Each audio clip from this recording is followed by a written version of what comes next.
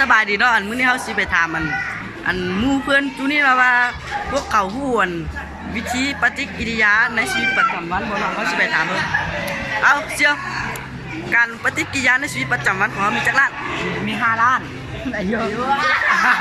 มียาซิม่วงเนาะใช่หมูเนี่ยแม่นนะว่ะแม่นนะว่ะไม่ดูครับบักนี่น่ะมันเป็นคน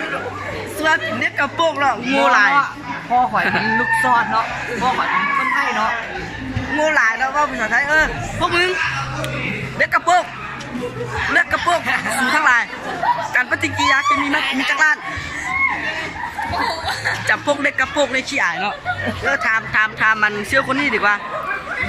ยังพิษอยู่เนาะตอบว่าล้านน่ะในชีวิตประจำวันแม่นการปฏิกิริยาแม่น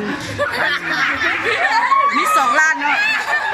ซึ่งล้านที่1แม่นปฏิกิริยาทางเคมีซึ่งมี5วิธีพื้นฐานเนาะและปฏิกิริยาในชีวิตประจำวันของเฮามี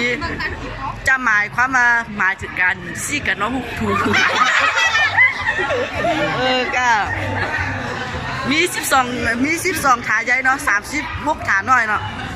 รวยเนาะมื้อหน้าน่ะเพิ่นถามคนอื่นถามก็ตอบไม่ได้บ่ต้องเป็นเด็กกับพวกหลายพูดแหละซึ่งจำพวกนั้นเจ้าเบิ่งเห็นเนาะเด็กกระโปรงหมดเนาะซึ่งค่อยบ่อยากจำโมเนาะถ้าโมมาน่ะเป็นเด็กกระโปรงทั้งหลายเนาะจะขึ้นไปชั้น2ก็ไปผมโม7กับเด็กกระโปรงหมดเนาะจับพวกนี้ก็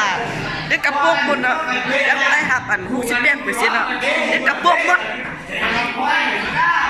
เส้นเชียวคนนี้แหกกระโปรงเนาะว่าภาษา